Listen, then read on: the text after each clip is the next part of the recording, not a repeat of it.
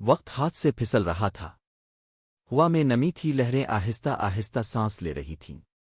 آشا نے سب کچھ ڈھونڈ لیا، مگر وہ نہیں جو اسے چاہیے تھا۔ ایک دن آشا نے سمندر کو دیکھتے ہوئے خود سے کہا، بابا، اگر اب کہیں ہیں تو مجھے کوئی نشان تو دیجیے۔ جب آشا سمندر کے کنارے کھڑی تھی، اس کو ایک پرانے ٹوٹے ہوئے جہاز کے ملبے میں ایک پیتل کی نلکی دبی ہوئی ملی۔ اس نے نلکی کو ہاتھ میں لیا۔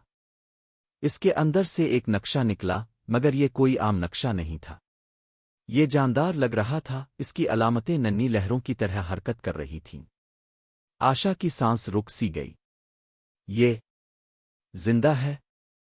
جب اس نے نقشہ اٹھایا تو سیاہی لرزنے لگی اور راستہ اچانک مشرق کی طرف مڑ گیا۔ اس کا دل زور سے دھڑکا۔ کیا یہ میری بات سن رہا ہے؟ اس نے سرگوشی کی۔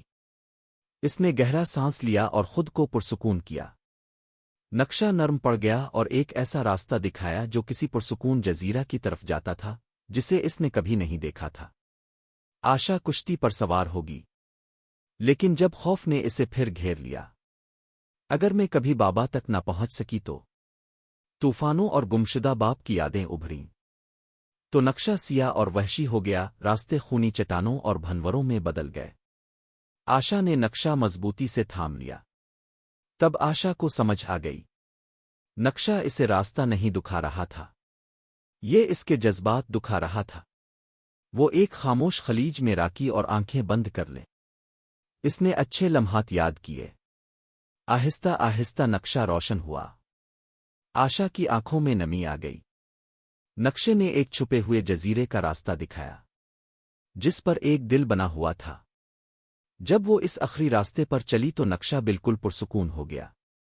اس نے آہستہ سے کہا، میں تیار ہوں۔ اسے محسوس ہوا کہ یہ جزیرہ ہی وہ جگہ ہے جس کی اسے تلاش تھی۔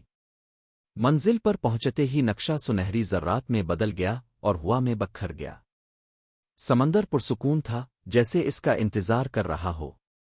آشا مسکرائی۔ پہلی بار؟ مجھے معلوم ہے کہ میں کہاں جا رہی ہوں۔